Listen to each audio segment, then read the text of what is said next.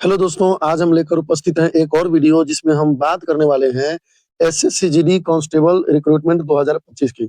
यानी एसएससी-जीडी 2025 के लिए जो बहाली है, वो शुरू हो चुका है, बहाली की प्रक्रिया शुरू हो चुकी है। एसएससी-जीडी भारत सरकार का जॉब है, यानी एसएससी-जीडी की जो बहाली की प्रक्रिया है, वो भारत सरकार के द्वारा संपन्न किया जाता है, यानी ये सेंट्रल गवर्नमेंट का जॉब है। तो जो साथी 10th पास हैं, उनके लिए बहुत बड़ी खुशखबरी है, क्योंकि एसएससी-जीडी की जो बहाली है, इसका जो न्यूनतम जो क्वालिफ़िकेशन रखा गया है, वो 10th पास रखा गया है। यदि आप 10th पास हैं और आपका ऐज इसके अंडर आता है, तो आप इस भर्ती के लिए आवेदन कर सकते हैं। इस वीडियो में हम सभी बिंदुओं पर बात करेंगे।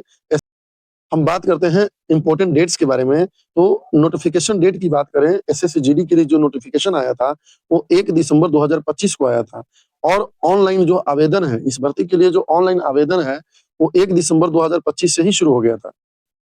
और ऑनलाइन आवेदन करने का जो लास्ट डेट है, वो 31 दिसंबर रखा गया है, यानी पूरा 1 महीना है इस भर्ती के लिए ऑनलाइन आवेदन करने के लिए। और यदि आपके ऑनलाइन आवेदन करने के दौरान अगर कोई त्रुटि हो जाती है, कोई मिस्टेक हो जाता है फॉर्म में या कोई गलती हो जाती है, तो आप जो है इसका करेक्शन भी करवा सकते हैं साइबर कैफे पे जाकर। और करेक्शन जो डेट दिया गया है, वो 8 जनवरी से 10 जनवरी 2026 दिया गया है। यानी 31 दिसंबर तक आप फॉर्म अप्लाई कर सकते हैं। और अगर फॉर्म में कोई मिस्टेक हो जाता है, तो आप उसको सुधार सकते हैं, करेक्शन कर सकते हैं। 8 जनवरी से 10 जनवरी तक, यानी 2-3 दिन का समय आपको मिलेगा, उसमें आप अपने फॉर्म में करेक्शन कर सकते हैं। बाकी यहाँ एग्ज़ाम्स की बात की गई है कि फरवरी से अप्रैल के बीच में आपका एग्ज़ाम लिया जाएगा, तो इस बात को भी आप ध्यान देंगे।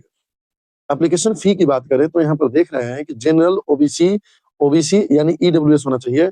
जनरल, ओबीसी, ईडब्ल्यूएस के लिए ₹100 रखा गया है, जबकि एससी, एसटी, पीएच यानी फिजिकल जो हैंडिकैप्ड है, फिजिकली हैंडिकैप्ड है, और ऑल कैटेगरीज़ फीमेल यानी सभी महिलाओं के लिए यहाँ पर जो है फ़ी 0 रखा गया है, यानी ₹0 पे करना है।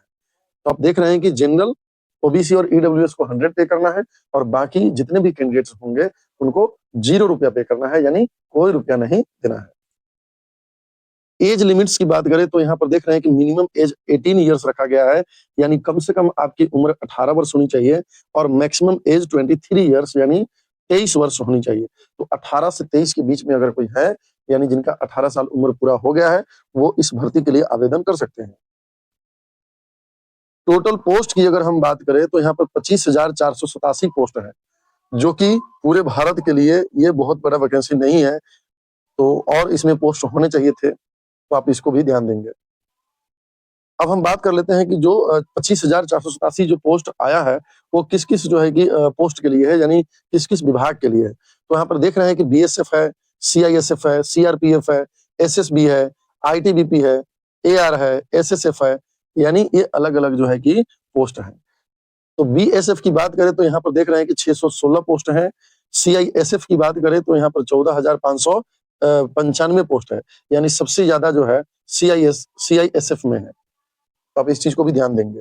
सीआरपीएफ की बात करें, तो 5490 है, एसएसबी 1764 पोस्ट है, आईटीबीपी 1293 है, आईटीबीपी 1293 है, एआर 1706 है, और एसएसएफ 23 पोस्ट है। तो सबसे ज़्यादा आप देख रहे हैं कि यहाँ पर जो है, वो सीआईएसएफ में है। क्वालिफिकेशन यानी इस भर्ती के लिए जो योग्यता होनी चाहिए, इसकी बात हम पहले ही कर दिए हैं कि ओनली 10th एग्जाम पास होने चाहिए।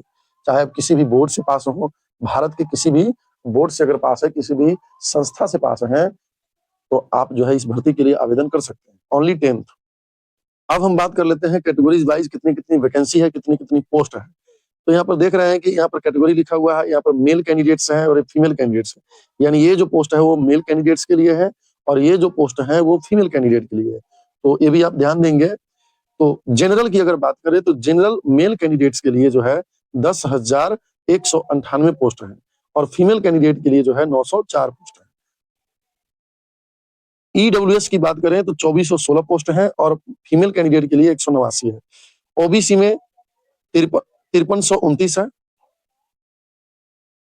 ओबीसी में 5329 है, और फीमेल कैंडिडेट के 436 है। एसटी की बात करें, तो 2091 पोस्ट है, और फीमेल कैंडिडेट के लिए 222 पोस्ट है। एससी की बात करें, तो 3433 पोस्ट है मेल कैंडिडेट्स के लिए, और फीमेल कैंडिडेट्स के लिए 269 है। तो आप देख रहे हैं कि टोटल जो मेल कैंडिडेट्स के लिए 23,467 है और फीमेल कैंडिडेट्स के लिए टोटल 2020 जो है कि यहाँ पर पोस्ट दिया गया है और टोटल दोनों को इंक्लूड करके जो है 25,487 पोस्ट है।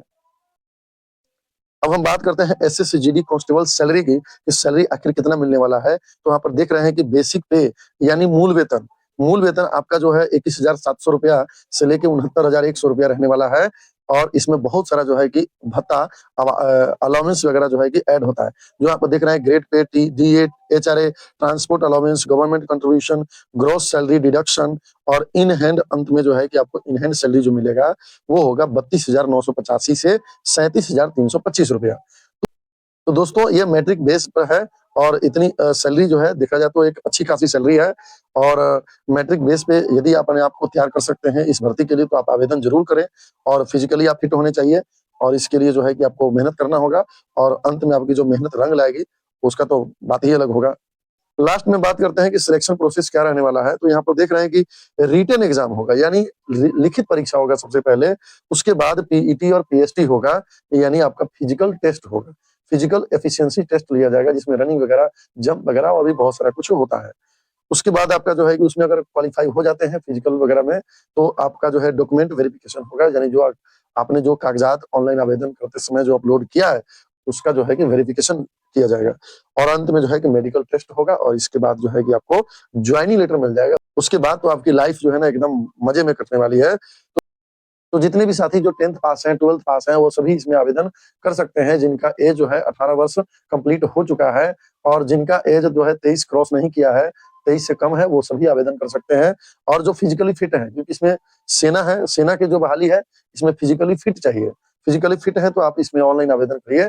इसके लिए आपको जो है कि प्रैक्टिस कीजिए, पढ़ाई कीजिए, अपने फिजिकल जो एफिशिएंसी को बढ़ाएँ, फिजिकल टेस्ट के लिए अपने आप को तैयार करें और इस भर्ती में जो है सफलता पाएँ। तो चलिए दोस्तों मैंने काफ़ी अच्छे तरीके से इस वैकेंसी के बारे में कुछ बताने का प्रयास किया। उम्मीद है कि आपको समझ में आया होगा। मिलते हैं नेक्स्ट वीडियो में, तब तक के लिए धन्यवाद।